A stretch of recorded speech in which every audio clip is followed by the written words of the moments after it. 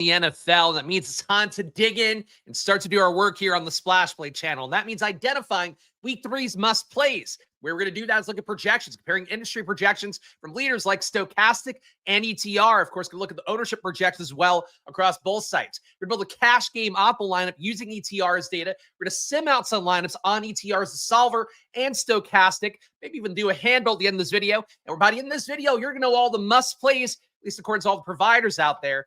So let's get into it. Thursday night football, as we all predicted, the Dolphins resurgent, looking good once again.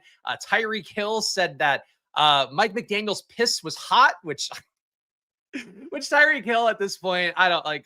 He's almost such an awful person that you can take anything he says and get a lot of joy out of it. But I don't know if that means Mike McDaniel's is mainlining some PEDs. I don't know if he has a sexually transmitted infection of some sort. But either way, it did seem like the Dolphins losing by 10 was probably the most credible performance they could have put up. Shout out to the chatter guy Tyler here, narrowly avoided putting a burrito in his asshole thanks to his own self-inflicted Twitter hubris. But Dalton Kincaid, early touchdown. Apparently, Tyler had posted on Twitter that if he had scored 2 touchdowns, it would have been burrito in his ass. And Tyler literally yards away from having to humiliate, bring pleasure to himself. I don't know. Whatever that would have been. Shout out Karen for the nice chat. Goat of DFS. I don't know about that, but I try to do the best I can on the content side at the very least. Ready to talk about this annoying slate? Yes, and woof, not a good start to the week last night. Well, here's a good start to a Friday afternoon for me. Miller Lite. I thought about, I should just pretend that Miller Lite's a sponsor because I don't have a main presenting sponsor of the show this season. But Miller Lite, not a sponsor here that they easily could be. But it's Friday afternoon here. I need some energy, so we don't have coffee in the house today, so I'll be drinking a 4% beer to give me the energy I need to get through this video. But cheers. Here's to Friday. Christian McCaffrey, your top projected player this week after the big old dud he put up after getting me to finally buy in the week 1 workload. So insane for Christian McCaffrey. He's projected for 24.2 fantasy points on another matchup versus Arizona. You would think less of a great game script, I guess, than one we would have had conceptually versus New Orleans, where we expected Christian McCaffrey and the Niners to be somewhat comfortably in the lead. Mac Jones, a competent game, but Christian McCaffrey, not so much of one for himself last week. That said, McCaffrey here, this week we have a total of, where are we at for the Niners? 24.3 implied points to the Niners. Seems like Brock Purdy has a shot to play this week. We'll see if that comes out in the news today. But right now for the Niners, you have a pretty high total, the 24.3 implied points. Over the course of 2 games, McCaffrey still averaging 7 red zone opportunities per game, not quite as much as the 11 he had in week 1 that came back down to earth last week. But still, to get to 7 overall per game, we're talking about him having 3 red zone opportunities in week 2 in a situation where he was not that good. And the team really wasn't that good either in terms of the overall results for really everybody besides Juwan Jennings. So for the Niners here, I'm a little bit reluctant to go back to Christian McCaffrey chalk again.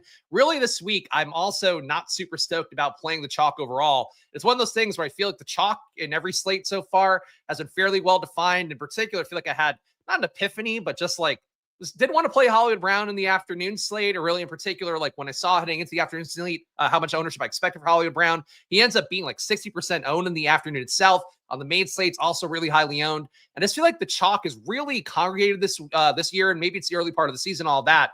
But I want to play a little more contrarian this week. Part of why Bijan Robinson, the thumbnail, feel like he's getting a little bit overlooked after being a guy that, really tough game script week 1, still got there in passing yards. Week 2 gets there more on the ground. Morales has gone so far of the year. I just feel like Jonathan Taylor last week as well. People just not playing contrarian plays nearly enough. I think Mike Leone talked about that a little bit as well on his ETR video he did this week, where he had made a swap to Kyron and the Rams D instead of playing Jonathan Taylor. He thought Jonathan Taylor would end up getting more ownership in the high dollar stuff that he plays. Ended up being the case where people played the chalkier Kyron Williams, more obvious play in Kyron Williams along with that Rams defense. That's the case across a lot of the tournaments, I think, this season so far. So, of course, that means this week the chalk will hit in a major way, but it does feel like it's paid off to be more contrarian this year. So McCaffrey, not going to be a very contrarian option, it seems, at an $8,200 salary and the highest projection on the main slate. Bijan Robinson, though, a slightly lower projection, slightly lower salary as well.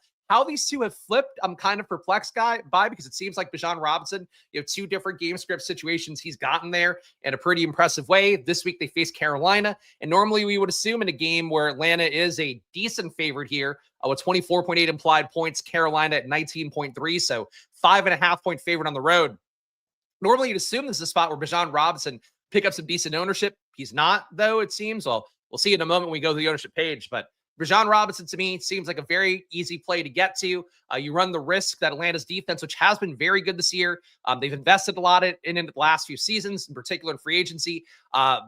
Really been a spot for them where I didn't think this defense is going to be that good. But on the year, they're deflecting passes almost 20% of the time. So they're probably due for some real big, forcing turnovers kind of games. When you're deflecting passes at a really high rate, interceptions are usually not that far behind. I don't expect it to hold up to be that much of a, they're always around the ball as often as they have been so far through 2 weeks, but it's a really good sign for them. So for Atlanta, with Bryce Young, with what he has on his side, maybe you run the risk that you get more Tyler Algier in the mix, because it could be a spot where Atlanta is just so obviously in the lead. You can then run the ball and have to risk Bijan's health. But as it is right now, Bijan Robinson, to me, a really important play on the week, and a guy that I think was deserving of being on the thumbnail of how good he's been so far this year. Jalen Hurts at number 3, facing a Rams defense that has been pretty good. A little surprised to see Jalen Hurts be ranked this high, but on a week where we don't have Lamar Jackson, where we don't have Josh Allen on the main slate, you are going to get a shot at Jalen Hurts coming up a little bit more. Philadelphia, 23.8 implied points, not the highest total against a Ram defense. Has been pretty good versus the pass, giving up a negative 0.1 EPA per dropback, negative 0.13 EPA per pass. Not the toughest matchups they've had necessarily so far in the year, but Rams D showing well, and Jalen Hurts has been pretty unaggressive so far. High catchable ball rate at 89%, but the air yards per attempt for Jalen Hurts at only 5.3, which is one of the lowest marks in the league. So for Jalen Hurts, I am not crazy about him as a play this week at 6,800, but it's a reasonable price tag for your one, elite QB on the slate. I don't think it's the way people are going to build a lot either necessarily, because there's going to be some other games that stand out as more appealing, including the next two guys we're going to talk about here in the top of the projections. But for me, with Jalen Hurts, I'm not stoked about him, but I think he might be a little bit underowned as our one approximating elite QB. It seems like Jaden Daniels also not going to play this week. He's not in practice, at least for the media attended portion of things today. If Jaden doesn't play, you'll have QBs you can play, obviously, but they're not that high ADP, elite ADP that we talk about the position. With Jordan Mason, Javonte, Keenan values, the Bijan and Hurts ownership just seems wrong. I think that's a fair way to look at it. I think, let's get through this part of stuff and we'll look at the ownership and maybe we'll get a better picture on it. But I agree. I think people also want to game stack Chicago and Dallas a lot too. So that's a tough one because it's a very obvious spot. It's one that, based on the data, I have a hard time fading. But I think that maybe drives down the ownership a little bit at an elite QB, or a QB who hasn't really shown out that well, but is still an elite QB in Jalen Hurts. That ownership, I think, wouldn't be surprised if it stays a little bit lower than it should. CeeDee Lamb, your number 4 projected guy, according to Stochastic here, just ahead of Caleb Williams, but a good bit behind Christian McCaffrey and Bijan Robinson, much closer to Jalen Hurts. CeeDee Lamb, the workload has been good. The 8K salary is a little bit tough, but CeeDee's getting targeted 28% of the time he's running a route. That's resulted in 12 targets per game. His efficiency has been about twice as good as what it was last year. He's up to a 0.33 EPA per target, which is good for an alpha number 1 receiver who gets a lot of volume. 2.5 deep targets a game for him, only 0.5 a game in the red zone. Seems like Pickens' red zone role has been a little bit better so far, with him averaging 2 red zone opportunities per game as opposed to Lamb getting those 0.5. But Lamb here in a spot versus Chicago, where they've been one of the worst secondaries in football. A lot of injuries affecting them as well, resulting in 0.3 EPA per dropback, 0.32 EPA per pass, 88% catchable ball rate allowed. They play man a good amount, which has been the best for Kevontae Turpin, but CeeDee Lamb still averaging 2.8 yards per out run versus a man defense. It's hard to fade the spot versus for Dallas and Chicago this week, where it is one of the highest totals, a 50-point combined total for these two teams. Only a 1-point spread favoring Dallas as a road favorite in that one. So CeeDee Lamb going to be very obvious this week. I do think you can get leverage potentially with going to Pickens. Jake Ferguson's role is not one that's been terribly good in the red zone, but he's getting 9 targets a game. You could certainly play it that way, but your most likely assumption here is that CeeDee Lamb goes off, because this could be a really free swinging game based upon the assumption here. Two teams also with a good amount of play volume. Dallas playing 70 plays per game, one of the highest paced teams in the league right now. It's a good in-game environment here, so it's hard to fade CeeDee Lamb as a number 4 projected guy. Number 5, Caleb Williams, a 20.6 projection. Think that for Caleb Williams, he is another part of this equation here of Chicago and Dallas that looks pretty good. Caleb as well running a good amount more than Dak Prescott. Dak's only run 2 times a game so far. Caleb running 5.5, including 1.5 in the red zone. So he's had a nice role. I think for Caleb, I still want to buy on things getting better for him, because I've been impressed visually by how he's played, in particular in the opening drives, the scripted portions of things. I think he's showed a lot of upside so far, but that's not showing throughout the course of games so far, and that's really the toughest part. The other tough part here is that Dallas is playing pretty much exclusively zone defense. Their 2 games are playing zone 91% of the time, only playing man 3%. The receivers have not been good for Chicago so far versus zone, but Rome Odunze crushed versus man. That's part of how we had a lot of great results last week. He's getting targeted 39% of the time versus a man defense when he's running a route compared to only a 14% a target per route run versus zone. That could be something that creeps up a little bit here and maybe does slog the game out a little bit more. But with how Dallas has looked, a worse defense in the secondary based on EPA metrics and Sports Info Solutions. They're giving up 0.4 EPA per dropback, 0.5 EPA per pass. On paper, this is your most obvious shootout spot. On paper, this is probably one of the most obvious shootout spots that you can see. The game totals there as well. But certainly, we know how it goes. There are some ways that things can get a little bit weird when we all expect the shootout to happen and all the chalk congregates there. Maybe the RBs hit, maybe nothing hits. It ends up being a field goal fest. Certainly, there are some ways that a game environment like this that looks so perfect on paper could go wrong. And obviously, everybody assumes that it won't go wrong. And that's the tough part of DFS. How do I feel about Bill and Mariota if he plays? How about Wentz? No, not really. Mariota, you could talk me into. The total's still not bad. Bill, I don't think the role is there for him that we want. People keep wanting it to be a thing with Ja'Cory Krosky-Merritt. For me, not the most exciting thing in the world to go there when we don't think he's going to get pass game work. When we did see Eckler go out last week, it was McNichols in and all the high value touches there. It's a soft matchup versus the Raiders. So like the Mariota part, I think could be interesting because he has played like fractional Jaden Daniels when he's played. But I don't, Wentz, no, for me, he was awful every time he's played for the last like 5 years. You can play him. They're not priorities for me. And look, somebody yesterday on the Stochastic stream was like, this Jackson Hawes guy's going to catch a touchdown. I don't think Jackson Hawes made the winning lineup yesterday, but he did catch a touchdown. And I was like, look, I'm not going to play Jackson Hawes. I think I'm still right to not play a Jackson Hawes on the slate. Doesn't mean that you can't be right playing Carson Wentz and Ja'Cory Krosky-Merritt. But for me, they're not plays that I prefer. If you want to fade me, though, go nuts. What is the impact of Christian Kirk returning, if any?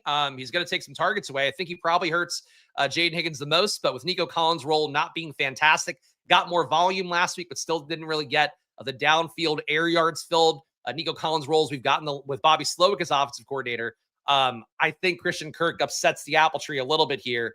I'm not crazy about Christian Kirk in DFS this week. I'm also not particularly crazy about Nico Collins. Jacksonville's secondary thought has looked fairly good, even though, Jamar Chase did get there pretty hugely last week. They did a pretty good job overall on the team defense level. It's not a spot I'm going crazy about, but projection-wise, Nico does have an 18-point projection from Stochastic. Christian Kirk is 8.5, so it's still expected to be mostly Nico by a wide margin. The back of QB route seems trappy this week. I tend to agree. I mean, look, I think Mariota's fine. I think trying to take the shot on the cheaper version of Jaden Daniels is like not an awful idea because, again, Mariota, when he played for Jaden last year, like the offense ran pretty well. They scored similar, definitely not as much rushing upside, not as much juice, it feels like, but the passing attack is still there. It's not the most exciting play in the world, but at 4K for Mariota, I think there's a more compelling shot for him than Carson Wentz. And these are your top overall 5. So McCaffrey, Bijan, Jalen Hurts, CeeDee Lamb, Caleb Williams. In terms of value, let's see if it's not all QBs up top this week. And it is, in fact, your top 10-ish values are all QB. Right behind them, those Jordan Mason at 5,400, who, as Nolan mentioned, he should be probably the first guy in for a cash game lineup. But we'll talk more about that when you get the ownership portion of things and look at ETR's cash game optimal as well. But your top value right now, Marcus Mariota, 16.5 projection at a 4K salary. Stochastic has Mariota and Wentz pretty close together. 16.5 for Mariota, 16.1 for Wentz. It's tough because you expect the game environment to be better for Wentz, having to keep up with Cincinnati, but it is also, backup on their side, and Jake Browning, he's a gunslinger. Minnesota's defense is pretty good, and I don't think they've showed out analytically as well as they should have based on how well they played last year. So I'm not crazy going to Carson Wentz because I think that really Wentz and for Browning, I just don't think the game environment gets there. But if it does, and really the tough part is like, how much do you believe in Kevin O'Connell as a QB reclamation czar? Like, do you think he's the best coach in football that can make any QB useful? I think with what we saw for JJ McCarthy, I'm not sold that's the case because it kind of seemed like, I don't know, I felt like he's played JJ McCarthy too close to the vest. McCarthy's confidence kind of suffered. The one time he was cut loose, he played well in that fourth quarter, ended up winning the game. I think for O'Connell, the best way to get success for Carson Wentz is to like not let him throw a lot, to not get him loose. But, you know, Daniel Jones' success this year, you could maybe partially attribute to being a part of that Kevin O'Connell QB room last year. So point being, like, if you think that Kevin O'Connell is like the genius of all geniuses, if you think he's one of the top coaches in football, and you think he can turn a guy who has had no good results for literal years in a row, you play Carson Wentz. If you don't think that, then you expect Minnesota Cincinnati to become more of a slog, Browning to get gobbled up a little bit more. It's a tough one for me because I would really want to err on the side of the defenses here, but I get people who want to play this shooting out a little bit more.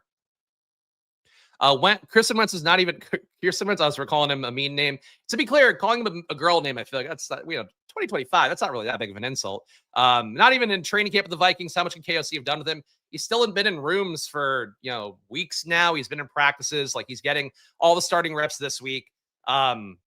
It doesn't need to be like he's in college and he's going to 4 years of study under him. This has to be that he's having somebody who's cleaning up some bad tactics and putting him in position to succeed. So that's how I would try to view it if you're trying to view the positive side. And I don't view the positive side, so you're making me argue for something I don't really believe in. He runs and throws a lot of short passes. It's Raiders, how bad could he be? I think he's solid.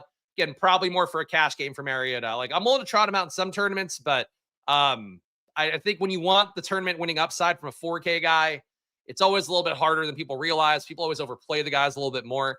But again, if I'm choosing a 4K guy, I'm choosing Mariota over Wentz. Unfortunately, the projections here value-wise would put you there too.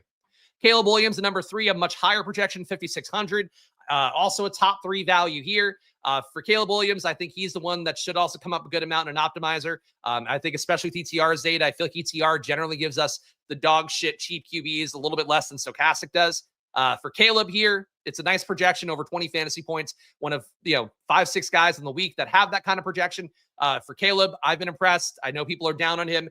People are throwing this Bears experiment out with the bathwater a little bit too early, in my opinion. I think Caleb has looked good. He's looked, relatively good, looked relatively improved, and still throwing a lot of catchable balls. Like, Dallas defense sucks. I'm very into Caleb as your obvious QB value for week 3. Drake May, tough matchup, but he's still a top 4 value here, 18.9 projection. So a little bit lower projection than Caleb Williams, a little bit less value than Mariota and Wentz, but certainly Drake May, people love him. People have been the bag for him for years now. So if you want to play Drake May, value-wise, that is supported this week by the projections. And at number 5, Daniel Jones versus Tennessee. Tennessee's defense, I feel like, has not been egregiously bad. Negative 0.15 EPA per dropback, negative 0.16 EPA per pass. They're a little bit softer versus the run, giving up a positive EPA of 0.12 there, which is actually pretty high. Doesn't seem like a pristine throwing environment, but Daniel Jones didn't look bad versus Denver. I think for Jones, maybe a sneaky tournament play who's actually had really good results so far. He's been incredibly successful, 87% catchable ball rate, 0.4 EPA per dropback, 0.42 EPA per pass. Under pressure, he's killing it. He's running in the red zone 6.5 times per game, running in the red zone 4.5 times a game, running overall 6.5 times per game. Daniel Jones' workload has been really good so far. So I personally, Caleb and Daniel Jones, more appealing to me than Mariota, Wentz, and Drake May. But the top 5, these are all top values again, because QB is really the one thing on DraftKings a little bit lightly priced so far this year. We got... It's been to Greg. I think this chat, Greg. I don't think you're on the ball this year, Greg. These 2 chats are going to start. Still a lot of talent on the defense. They've had 2 bad weeks. That we're not basing everything we're going to do the entire year off of 2 bad weeks of results. It's a really important part to remember in the early part of the season. Jones, Warren, an expensive sack start. Sure. Not as crazy about Tyler Warren as some other people. It's a really crowded room there, and he has to kind of seize a share to hit the upside you need in a tournament. But certainly that stacks there. Downs looked a little bit better last week. Pittman, I think in certain matchups, can still hit pretty well. You have a lot of options. Daniel Jones, we'll see how we get there. Top value, it's not a QB, is Jordan Mason at 5,400. Top value besides that, and this one is really surprising to me. Garrett Wilson is a 19.2 projection from Stochastic. Tampa Bay's secondary has not been good this year, wasn't good last year as well. So again, hearkening back to the longer-term sample size whenever we can. Garrett Wilson, though, I think the hope here, and I would assume based on the projection being this high at 19.2, the hope is that Tyrod Taylor's longer-term career of being an accurate QB you could step in and, if nothing else, feed a top target, keep a functional offense running. I think that's what's making Garrett Wilson come up a little bit more in projection, but was surprised to see the number be this high. Stochastic ownership, I think, as well, going to be in the 20% range for him because I did see that when importing data to my sheet. Garrett Wilson, a top projected value on the week, even though I don't think a lot of people would expect that. And he is one of my guys. So I hope that works out well for him and for me if I play him. All right.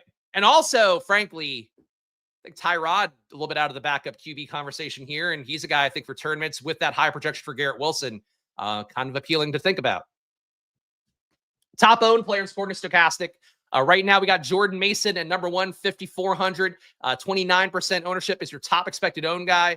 Again, the price tag's too low. Jordan Mason, even when we had Aaron Jones in, they were happy to give him some pass downs and stuff. So really seems like for Jordan Mason, especially with a young guy behind him without much clout, who hasn't gotten any work that I'm aware of this year, at least that was pulled into my sheet, at Xavier Scott. Jordan Mason's had a good role. They've tried to give him the ball in about 48% of his snaps. So it's a pretty good starting RB rate for him. He's targeted 27% of the time. He's been running a route, 1.5 red zone opportunities a game, and that's with, Aaron Jones in. The big issue for Jordan Mason is you could end up kind of a situation like the Niners had last week where the backup QB is not as good. As a result, the entire offense kind of craters and, relatively with that. That's where Jordan Mason runs into some issues potentially. But in terms of him getting you like 15 to 20 touches this week, I find it hard to believe he doesn't do that. So for cash games, I think Jordan Mason is going to be your first guy in. Again, he's a top value amidst an entire hawk of QBs, top on Stochastic's value sorting. Jordan Mason is your best play in the week relative to salary and all that. But obviously, people will be there heavily. They've been dying to play Jordan Mason anyway, based on the offseason, based on the best ball ADPs. And now they get the shot to do it. That could be Jordan Mason being 33% with his price. I think he gets a 40. Ownership's been a little bit lower than I would think on the higher band in terms of how I estimate things. But I think it wouldn't shock me if he got to 33 to 40 this week, just based on how the public seems to feel about Jordan Mason. Christian McCaffrey, number 2, 28% expected ownership for him as well. So probably a lot of lineups this week include Jordan Mason and Christian McCaffrey. People paying down for Mason to get to McCaffrey. I'm sure some amount paying down for Jordan Mason to get to Bijan Robinson as well. That said, for McCaffrey, the workload's been there. Should be a more competitive game this week, though. Really, the New Orleans game kind of threw me off the Niners scent a little bit, where I really didn't want to buy in on McCaffrey a ton this year. Big thing, though, is that that was a competitive game last week. They were in the hunt, and McCaffrey was still pretty bad, getting decent volume, not at the same amount of volume he got in week 1, where it was such an outlier amount, getting over 30 intended touches in that game, getting the crazy red zone work, 11 intended red zone touches in week 1. That's what spooks me a little bit is I don't want it to be a competitive game where McCaffrey kind of ends up being just out there and not really doing everything like it seemed like he would be. If you get Juwan Jennings out, he has missed practice heading into today, Friday. So that's something where if he's not practicing today with a shoulder and an ankle injury, I think that probably helps McCaffrey out a little bit more. But some of the concern I have is they had a full week of game plan last week. We didn't see McCaffrey get rolled out. In week 1, it was them kind of pivoting last minute because in that first game, you had Jennings getting hurt. You had Kittle getting hurt mid-game. They ended up pivoting the strategy to more McCaffrey. So I think McCaffrey's a little more fragile than the workload might seem if you just go based on per game numbers. And that scares me a little bit with him being owned by about more than a quarter of the field. And Stochastic's projected ownership here. JSN at number 3 versus New Orleans. JSN, the workload has remained pretty high for him overall. He's averaging still, even with Cooper Kupp kind of getting back to normalcy last week. He's averaging 44% target per out run, 11.5 targets per game. Not super efficient with only a 0.05 EPA, but as a PPR play, looks pretty good. He's also getting 2.5 deep targets a game. Throws a 20-plus air yards for JSN. So JSN at 6,500 seems like a very obvious build this week. I think these 3 pieces up top, Mason, McCaffrey, JSN, make a good amount of lineups. Then you're getting probably some of the Chicago, Dallas pieces around that as well. JSN, though, Stochastic pushed him really hard last week. He didn't really pay off as well last week with Cooper Kupp kind of getting back to some sort of role. But JSN, if Kupp goes back down to earth, if he doesn't get targeted as well, certainly JSN has more of an upside than a lot of other players in the slate in terms of volume and PPR, if nothing else. Trey McBride, number 4. Daniel's already ruled out. There you go. So not a surprise here, given the fact that he wasn't at practice, but it's a bummer. They said he had to get 1 practice in, but all the reports that they're going to err on the side of caution. So not great for best ball, but Mariota's a DFS play. He is certainly an option. Trey McBride at number 4, projected for 19% ownership. So these 3 guys, JSN, McCaffrey, Jordan Mason, all above 20, with Mason and McCaffrey at 28% expected. Trey McBride, though, at 19, Bijan Robinson right after him, also at 19%. Thank you guys. Thank you. Anybody else? Anybody else want to post it again? Yes, Jaden Daniels. Well, thank you for the update. I expected it, but we're now confirmed, so hate to see it. Trey McBride, the lead tight end here. Again, if people are also paying down at QB a little bit more than they should this week, very easy to get Trey McBride in. $5,700 salary for Trey McBride. The workload has been there for him. We've seen him be fairly steady. Oh, is Jaden out? Wait a minute. Jaden, no, I have not heard about this Daniels character. Jaden Daniels is who we're talking about? How is Jaden Blue going to play? Wait, Aaron Jones not playing? Oh, man. Is Marshawn Lloyd in? Going to catch me. How about Ty J. Spears? Let's just go through all. Is Joe Mixon back? I will tell you guys this week I was Googling Joe Mixon a little bit to see if there's any news at all about Joe Mixon. But that's not it. It's actually, no, only Drafters is full point PPR. Wait, no, DraftKings is full point PPR too? We learned so much here on Splash Play. Henry Ruggs is out. Oh, man. Marshawn Lloyd. Marshawn Lloyd just makes people sad, myself included. Anyway, Trey McBride, the workload for him, getting targeted 25% of the time he's running a route, 8 targets per game. It's really not like a fantastic world-beating role for Trey McBride right now. Half a red zone targeted game. He just never scores touchdowns. But McBride is an elite tight end. He's good. I've definitely been favoring the cheaper tight ends in DFS, was favoring it. I mean, look, I drafted a lot of McBride in best ball, so I don't want to make it seem like, oh, I was out on Trey McBride. I think he's a good play. I think he's a good floor play in particular. But for a tournament, look, he could spike a big upside. But if he's chalky, I don't know, man. Play Juwan Johnson. That's sort of how I feel about tight end in general this year. And that's it for Bijan Robinson. We talked enough about him. He's projected for 19% ownership. A lot less than McCaffrey here. Certainly, it's possible that Bijan Robinson, people key in on the thing that I have, that like he keeps just getting 100+ all-purpose yards, keeps getting incredible workload no matter what matchup. But it's the kind of game script where you would expect Bijan Robinson to be heavily involved. If Carolina somehow stays competitive, should also be heavily involved in the pass game and the run game. So for Bijan Robinson, I like him more than McCaffrey, but certainly can't really begrudge either. Is Musgrave going to be in play / chalky if Kraft is out? I don't think he'll get chalky, but you'd pick up some ownership.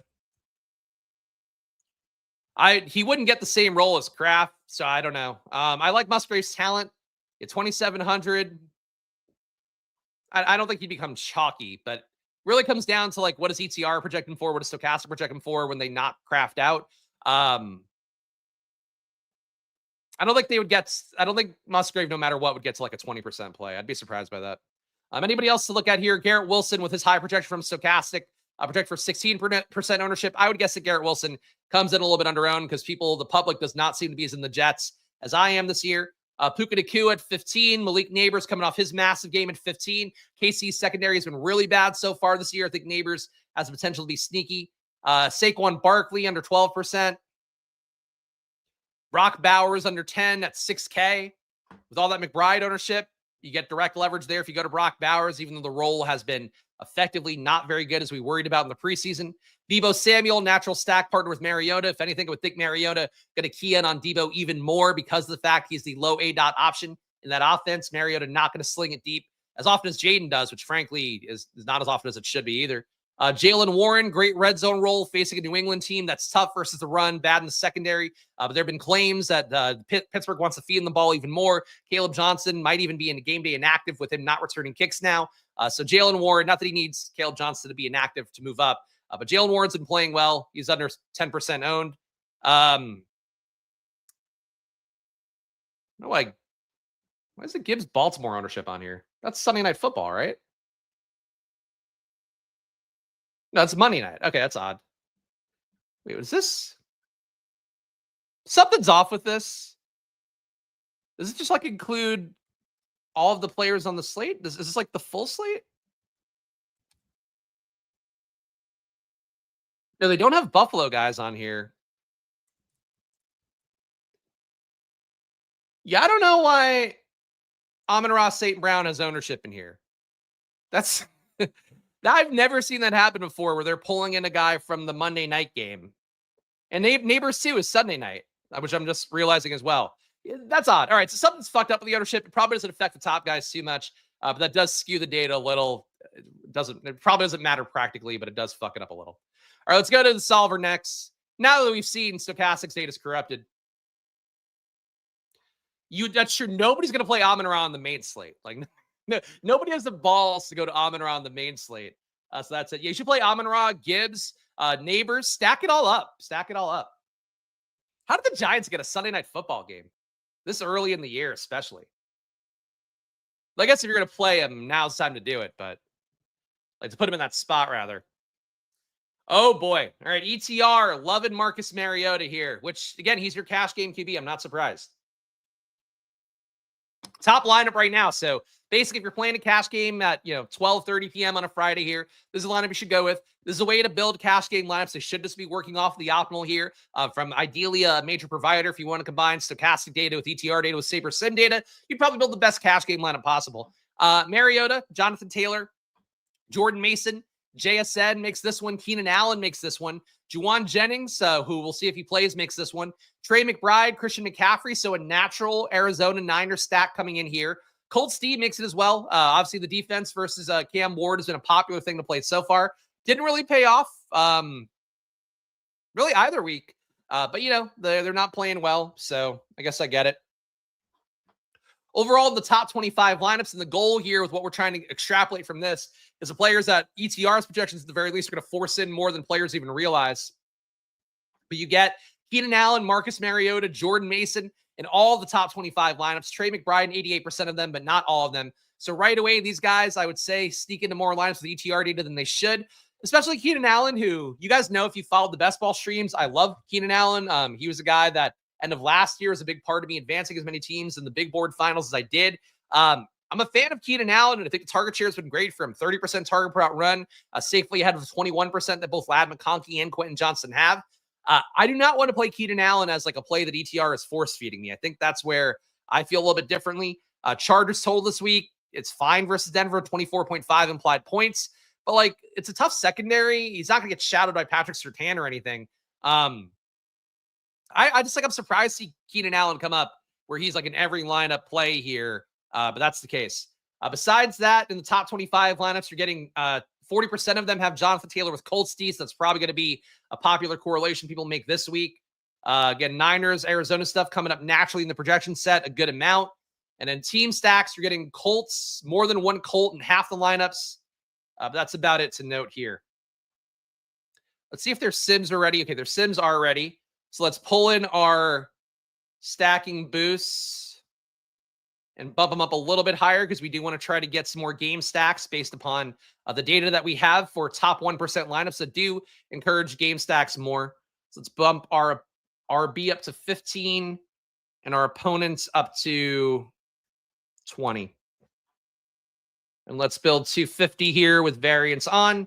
Yeah, the solver, very similar to the old Fantasy Cruncher optimizer, except there's a sim component on top. So it's a tool that I like to use a lot, the portfolio tool as well. Like I talk about a lot in here. We can build different groups of 20 lineups, 150 lineups even, and have different looks at the exposures, see which ones have the most diversity. They've made some really nice changes to the solver this year. And I candidly, I wish Stochastic were as aggressive as some of their changes to the sim stuff, allowing it more easily to get different looks at lineups as opposed to just kind of taking the top 20 ones.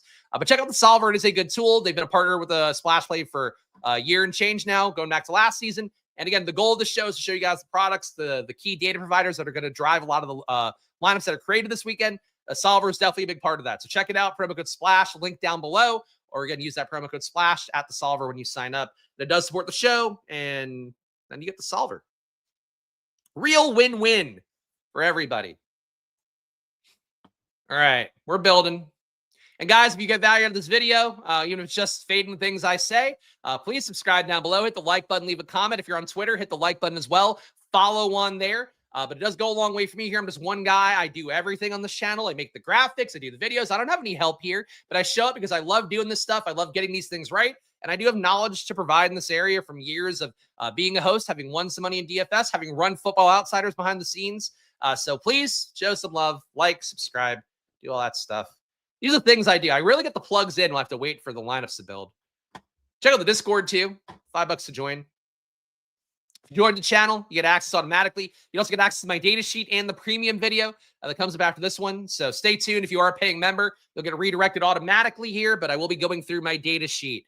As soon as this video ends, we'll go game by game and see if there's any little hidden data advantages. I talk about a lot of them throughout this video, but sometimes I miss ones. You get to see the entire sheet. You also get a copy for yourself on Office, which is the most I can do. All right, let's send this out. You like getting plugs into, there we go. Not hair plugs. Actually, no, hair plugs in Turkey. A lot of guys doing that. Blessed to not need it, but if I did, I think there's no shame. You can afford that. John Cena got hair plugs. He's talked about it publicly. You think it's important to destigmatize hair plugs? I don't know, I feel quite that strongly about it. But all the cool kids are doing it. Your top lineups right now, according to ETR. That's been hair plug talk here on Splash Play. Justin Herbert, Saquon Barkley, Jordan Mason, top of the lineup here. JSN, Ladd McConkey, Quentin Johnston, Tucker Kraft, Keenan Allen. So you're getting the full Monty of Charger stack here. Titans D, certainly a contrarian way to do it.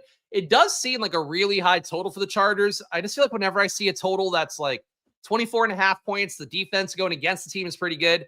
I don't expect it to be like a lights out game. I usually expect it to be like, oh, they found points, but it was kind of like they had to get creative to do it. There's also been talk, and it doesn't really matter for the Chargers side, but J.K. Dobbins been very transparent about wanting to put up 100 yards versus the Chargers this week because he does not feel like they treated him well in free agency with what he did for the team as he recovered from his injury, and they gave him a shot. I feel like that's all you could do. The point being, I don't know, just doesn't really feel like a shootout game script, but ETR loving Herbert here. As you can see, like 5 of the top 10 lineups here, including 2 out of the top 5, are Herbert Chargers stacks. Number 2 lineup is a Mariota one. So as we saw, ETR loves Mariota in cash game kind of situations. Here in a sim, they love him too. Unstacked with pretty aggressive boosts on my end. So I'm surprised to see that. Marcus Mariota, Bijan Robinson, Breece Hall getting some leverage on, I guess, Garrett Wilson's projection. Puka Nacua, Jacoby Myers, JSN, David Njoku, Jordan Mason, Jaguars D. This doesn't really feel like much of a team to me. Not really much inter-team correlation here. I guess you're getting an Oppo stack with Jacoby Myers. It doesn't feel like what wins you stuff in 2025, but obviously ETR's data is ETR's data, and that one is your number 2 overall team. Number 3 is a Wentz team, so ETR loving the cheap guys. I felt strongly the other way when looking at the data. ETR is telling us otherwise in the sim. Carson Wentz, Jonathan Taylor, Jordan Mason, so just a Wentz-Mason stack here. Puka Nacua, no, Jefferson's here, my 2. So my bad. Puka Nacua, Mike Evans, Justin Jefferson, Harold Fannin, Keenan Allen, Colts D. So you are getting a Wentz double technically. Mason will catch some passes for Wentz. He'll get that full Aaron Jones role. No bring back from Cincinnati, which feels like if you're trying to capture this game environment being that fruitful, you might want one. Yeah, again, I'm not really in love with that one. The Herbert one to me feels like one that would win like a high dollar tournament that somebody would play and be like, oh, well, nobody's going to play this stack and the triple hit. These other ones, I don't know. Mac Jones at number 4 here. Mac Jones, Jordan Mason, Javonte Williams. So going with the running back, try to capture the production from that outlier total game. Jacoby Myers makes it again, a triple stack with Mac Jones, with Ricky Pearsall, Juwan Jennings, Christian McCaffrey. Trey McBride is a bring back here. So we got these guys naturally in the projection set. When you do see the stack occurring naturally in the projection set, you can also then, add on top a QB, and then you're just getting the projections that were already coming in pretty handily. And now it's stacked up. So I really feel like Niners, Arizona going to be popular with ETR users for that reason. And it does come up as your number 4 ROI lineup. At number 5, Justin Herbert, Jordan Mason, Christian McCaffrey, Devontae Adams, Keenan Allen, Rome Odunze, Tyler Warren, Javonte Williams, Colts. So this one is not nearly as stacky with the Chargers stuff. Only Herbert and Keenan Allen, no bring back on it. These are not how I expect the top teams to look, according to ETR. I just have to say that up top. See, Joe, like the issue with this, like I get what you're saying that you get another star if you put in the cheap QB. Everybody who's building lineups, especially your like phone shitter bros who are just hand building lineups, are going to build the exact same way.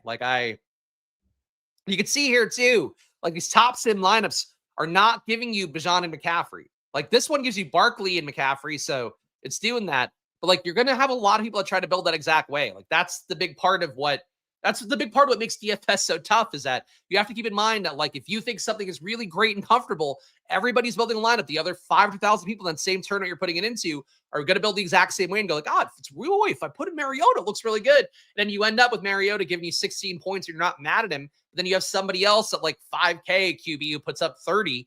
That's how tournaments work. So doesn't mean that those plays can't hit, but like you just got to be creative around that more because the obvious stuff gets figured out every time. Even for somebody like me, who I think like as theoretically more advanced might be on the curve thing where I'm too advanced now and over galaxy braining every play. But like, I end up thinking the same way as fucking everybody. Like I thought the same way as everybody, like, Bill's going to kick the Dolphins ass. And like on paper, they won by 10. Like they did kick their ass, but it was like a journey to get there. That's a really big part of DFS, like humbling yourself to realize that everybody's going to think the exact same fucking way as you, unless you play Jets Steelers in week 1 and then that hits. But then that also doesn't hit very often, which is why nobody's playing it. So that's the push-pull of DFS that I think we sometimes miss in the process. Overall exposures in these top lineups here, who's got the highest ROIs? Debo's got the highest ROI, but only a 2% exposure for him. Justin Herbert's second highest ROI. He's winning a lot up top, but only coming in 4% of these lineups. So I guess in a particular game script where the Chargers go nuts in the pass game versus a tough Broncos team, he wins you all the money. And when that doesn't happen, what is a downtail here? It's actually not losing a lot either. So that's kind of a weird data thing. But either way, Herbert not coming into these lineups a ton, but when he does come up, he does seem to win a lot. Mariota at only 6% in the top lineups here, but he's getting 133% ROI, the third highest. David Njoku at number 4, Zach Ertz at number 5. So nobody using a ton of lineups with a crazy high ROI. The Herbert one stands out. The Mariota one stands out for sure. Colts D standing out a good amount, 107% ROI while being in about a quarter of lineups. Mac Jones, 117% ROI while being 13% of lineups at QB. Keaton, 100% ROI and 40% of lineups. ETR is definitely giving you some obvious faves here. Let's go to Stochastic next. Let's go to the contest generator here. Not Showdown. Why am I doing that? Main slate. 10K lineups.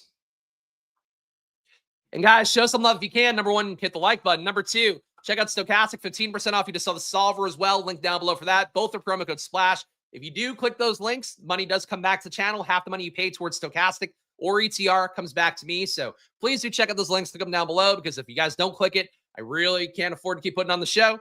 So support the show, get data, sims, monthly packages, season-long packages, yearly packages, even their all-sport ones. It's all 15% off, and it's 15% off in perpetuity too. So one of the better deals that Stochastic has down below with that promo code SPLASH. All right. Let's let this build. I think I've earned a sip of Miller Lite while this builds. Talked enough. Surprised that Bears Cowboys stack isn't doing better than the Sims because it's going to be owned out the ass. Like that's the thing. The Sim is telling you basically, like that's the point of the Sim is to tell you like, hey, this game environment is worth attacking because no matter how many people are there, it still has a good enough shot of going off its under owned. What ETR is telling you is that game environment is probably over owned. We'll see if Stochastic agrees. That's what you take away is that it's not coming up because it's too obvious. And Joe, I think you're seeing way more people on that game. There's going to be a lot of people that play it the exact same way you want to play it with also pieces from Bears Dallas. So it's just important to keep in mind. And again, I say it for myself as much as you guys like, but I see the chats. It happens on Stochastic streams too. Like people repeat the same things over and over again. They want to play the slates the exact same way. And I think for a lot of us out there, it's important to recognize that fact that like, you know, to get unique is to say like, here's my thoughts. I'm going to say that everybody else is my thoughts. I know nothing special on the slate. Now, how do I deviate off of my own thoughts? And sometimes how do I deviate 2-3 times over? Because that's sort of what it takes to win a tournament. You could obviously get too galaxy brained, too hair brained at that point. But you know, when you have obvious shit like cheap QBs, Jordan Mason, Dallas Bears, people are going to pair those things together. Bears D is toast. I agree. Dallas D is also toast. But doesn't mean the game goes for 70 points. Look, I'll play it too like a fish for a certain amount. But we'll see what the Sims push here. Okay. We got Mac Jones, Christian McCaffrey, Jordan Mason in our top ROI lineup according to Stochastic. This one is 189% ROI, so not a big gap between 1 and 2, but, this is number 1. Mac Jones, Christian McCaffrey, Jordan Mason. So the Niners of last year's backfield are reunited here. JSN, Garrett Wilson, Ricky Pearsall, Brock Bowers, Juwan Jennings, Jets. So Niners triple here with Pearsall, with Jennings, with McCaffrey. It is a fairly consolidated offense at this point. You don't have Kittle in. And Mac Jones looked good enough fantasy-wise last week, so I don't hate the lineup. Like a bring back on that. I feel like if you're going to have the Niners going that nuts, but that's a fine lineup. Number 2, so Stochastic giving you Dallas up top more. Dallas at number 2 with Dak Prescott, Jonathan Taylor, Jordan Mason, CeeDee Lamb, Garrett Wilson, George Pickens. So a Dallas double with a bring back of Juwan Johnson, Romo Dunze's a bring back rather, and Jets D. So Dallas double with a bring back here. Your number 2 ROI lineup. Number 3, Dak Prescott, Javonte Williams, Jordan Mason, Calvin Ridley, JSN, Garrett Wilson, Jake Ferguson, CeeDee Lamb, Cowboys D. Dallas triple in this one with no bring back. Number 4 is New Orleans. I know somebody said Spencer Rattler. Might have been as a joke, but Rattler's actually been looking kind of good and dropping back a lot. There's been a ton of targets going for Olave and Juwan Johnson. So I'm intrigued to see this one at number 4. Rattler, Jordan Mason, Alvin Kamara part of the stack. Not quite as crazy about.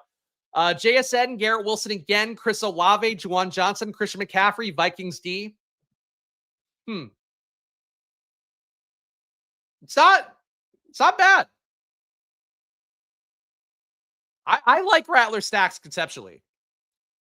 It hasn't hit yet, which I think helps a little. Like Rattler just real fast, because I think the Rattler numbers are noteworthy enough to harp on. He's not super efficient, negative 0.08 EPA per dropback, negative 0.12 EPA per pass, but an 84% catchable ball rate, throwing 40 attempts per game. Under pressure, he's been okay. Negative 0.55 EPA per pressure play is like league average-ish. It's not great, if I'm being honest. The total as well, it's 17 implied points, also not great. Seattle's defense, though, has been mid, 0.07 EPA per dropback allowed, 0.08 EPA per pass. I think Rattler's fun, and it's mostly me wanting, I think, to be early on Rattler than late. You think Rattler and Penix? Look, Nolan's, I would say, again, probably the best DFS player in the community based on results, if nothing else. Rattler and Penix are sneaky. Yeah. I think Rattler is sneaky. Penix I haven't given a lot of thought to. But it's nice to see Rattler in the top 4, if nothing else. Number 5 is Daniel Jones at a QB +2 stack. Daniel Jones, Christian McCaffrey, Jonathan Taylor, part of that stack. Garrett Wilson, Chris Olave, Michael Pittman, part of that stack. Tucker Kraft in this one, Trey McBride in this one. So double tight end with Panthers D.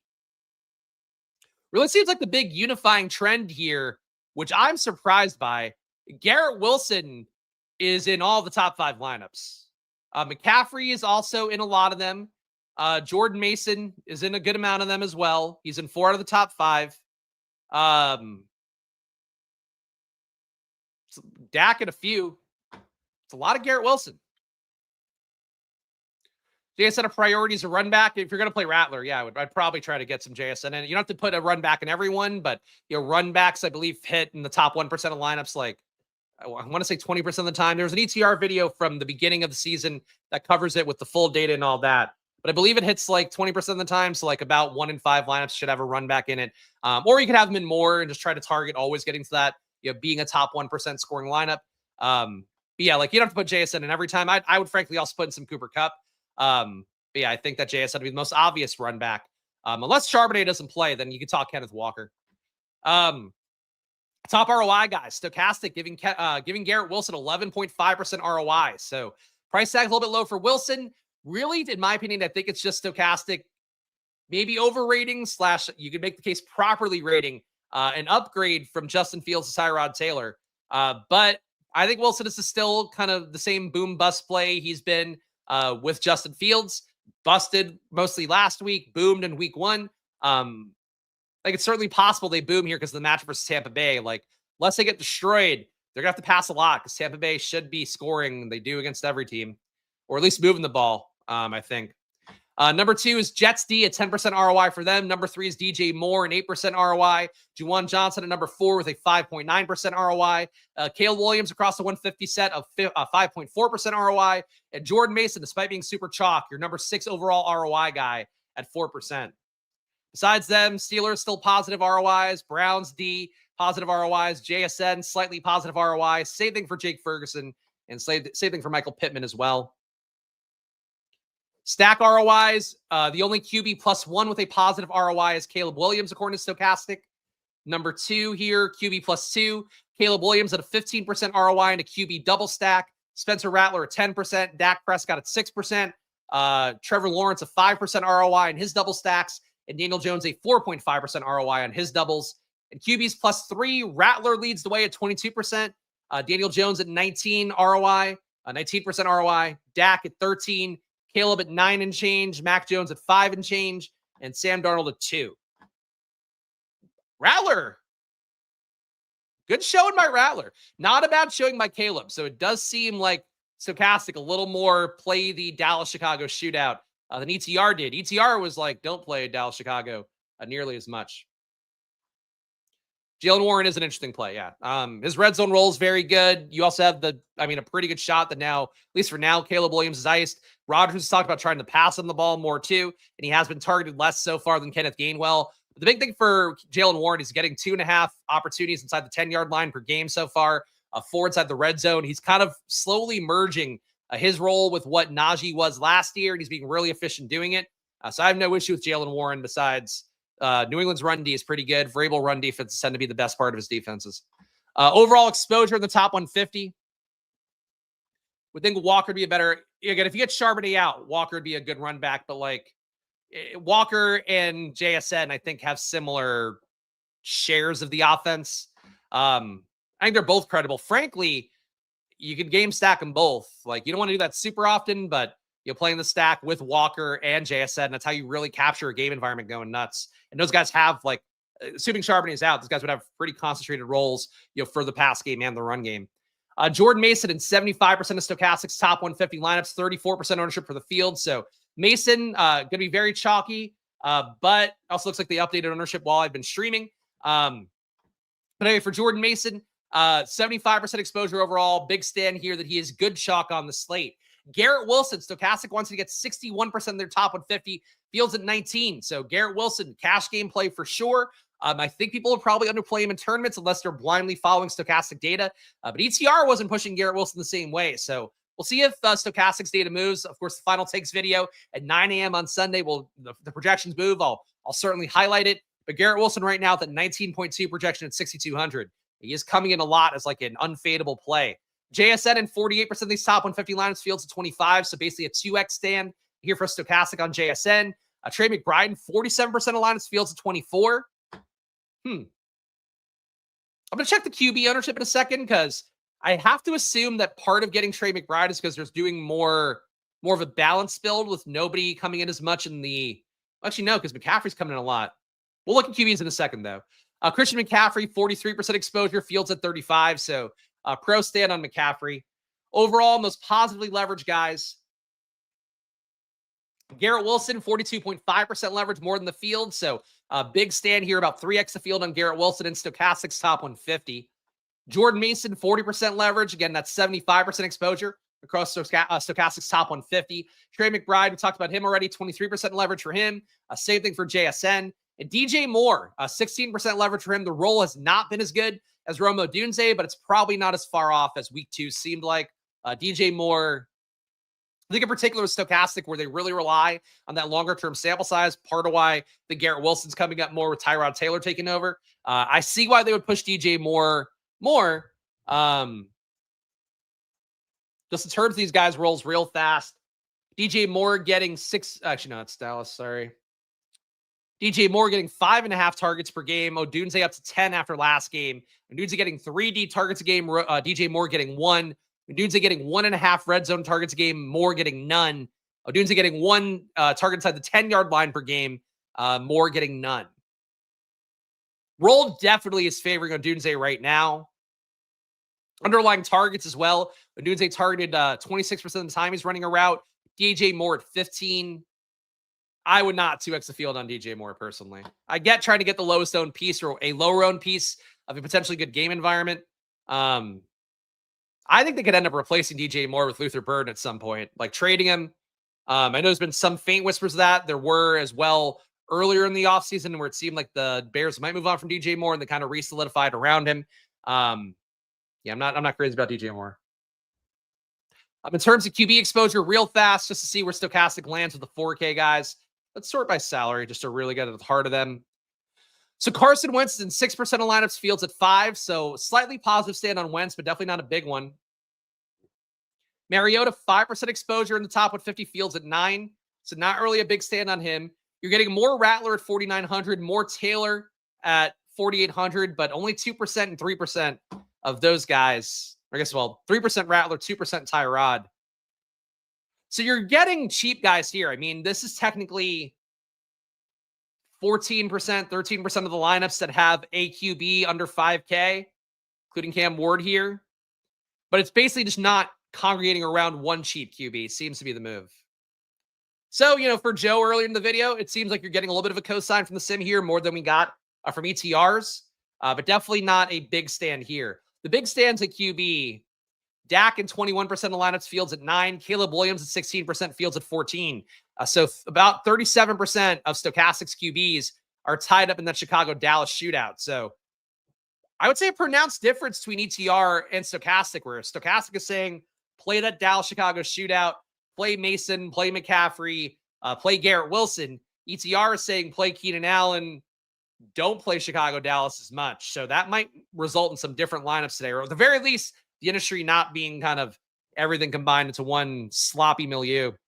Silva speculating, that's right. I did hear that earlier in the week too on the Levitan video with him. One of the things I recommend in the Discord as a weekly listen, but ETR, Levitan and Silva do a game by game, or not a game by game, team by team breakdown, talking about kind of the results from the previous week along with news. It's one of the things I recommend in the Discord is like that I just listen to every week, or engage with the concept for some other stuff every week. That's one. So good call. All right, let's handle the lineup real fast. Then we'll get over to the premium video. It's the final stage of our journey here. Of course, Sunday we'll go more in depth on QB stacks and all that. We'll look at all the QBs you guys want. For today, though, that's the overview of everything. All right, let's build this out here. I'm going to go with a cheap QB, but I'm going to go with a different cheap QB than everybody else. So I'm going to go Tyrod Taylor. Feel like why can't I? Oh, got to create a lineup first. There we go. Tyrod Taylor, been a vet for years. If he absorbs the Justin Fields role entirely, we might see Tyrod running a lot as well, and he's always been a good runner. Definitely a less willing runner than a guy like Fields is.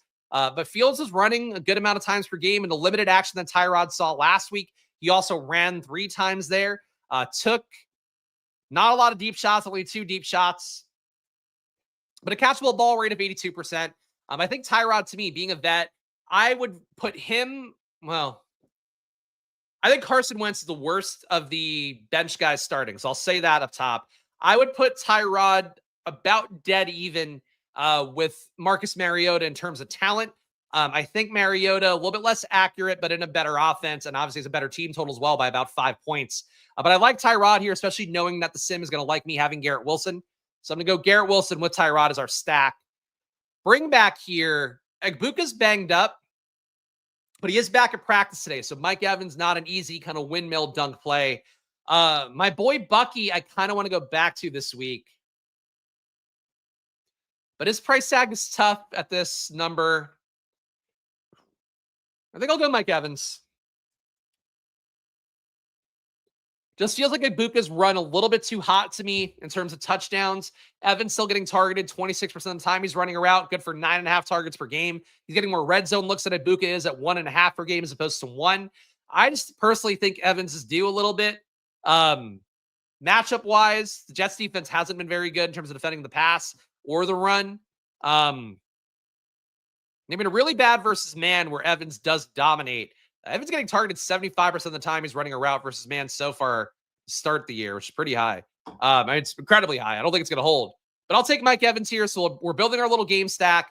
Wouldn't mind putting Bucky on top because I think he's due for some positive touchdown regression and really like Felt like he was looking more like old Bucky towards the end of that game. Rashad White, vulturing touchdowns.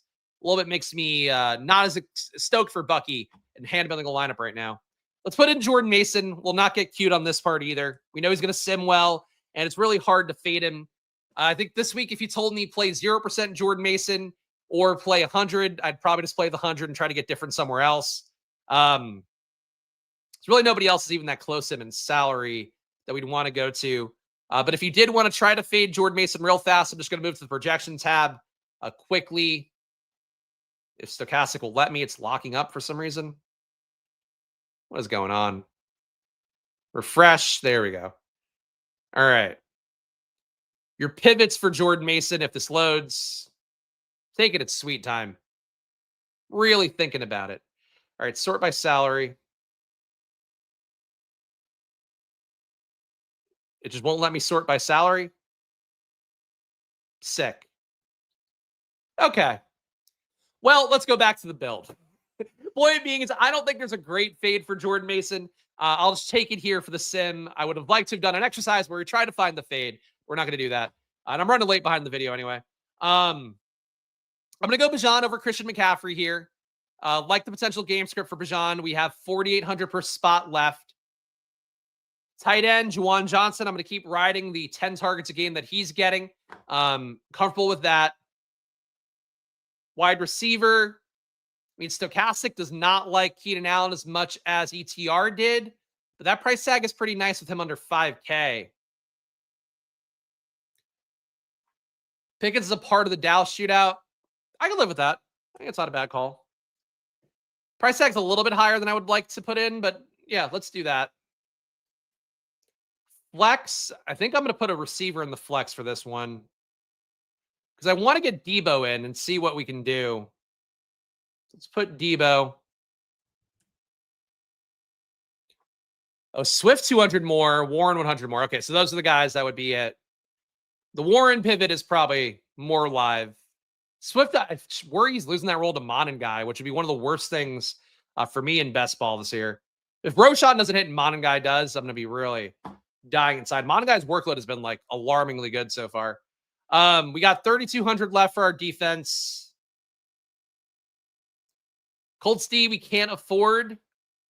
We can go against Bryce Young, though. So we'll just pair our RB, Bijan, here with the defense. So the team, we're going to sim out. Large contest, 35% to first. Is Tyrod Taylor at QB, Jordan Mason, Bijan Robinson, Garrett Wilson, Mike Evans, George Pickens, Juwan Johnson, Debo Samuel, Falcons D. Hunter Renfrow, I'm not going to chase. He had 2 touchdowns last week, but that's it.